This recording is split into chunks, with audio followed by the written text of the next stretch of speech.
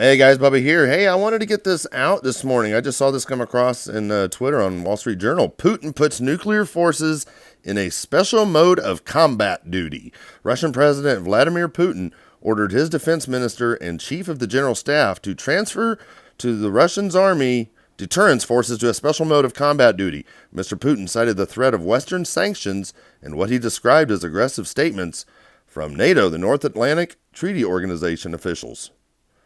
The move would place Russia's network of nuclear missiles, which is usually disconnected, into a state where it can be used if necessary, one step away from an actual missile launch.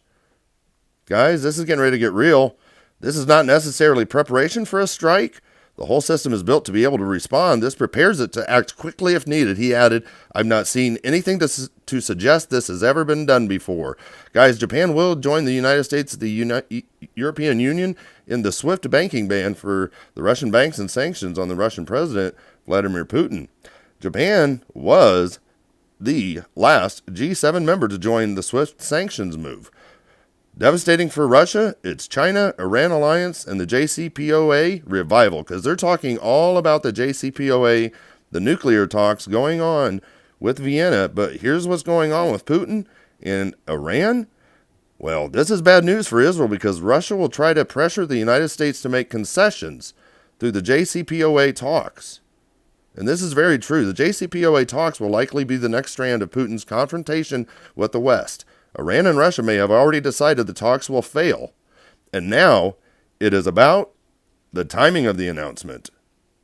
Expect instability in the Persian Gulf. What could possibly go wrong with everything starting to come to a head, guys? The JCPOA participants without Iran and the U.S. held informal consultations with the framework of the Vienna talks. We are waiting for the return of the Iranian chief negotiator to Vienna from Tehran to finalize the agreement on the restoration of the JCPOA. They're waiting, basically. Russia is doing the main negotiations. The U.S. is just kind of going along for the ride, and they're waiting for the final Iranian guy to come in and either finalize this or to say screw it.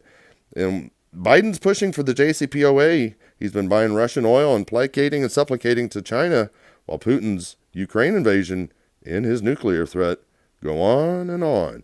Guys, it's all starting to come to a head. Whether or not they're going to come to an agreement on this nuclear agreement is up in the air, but expect a lot of instability with Damascus being the next one. We'll talk soon.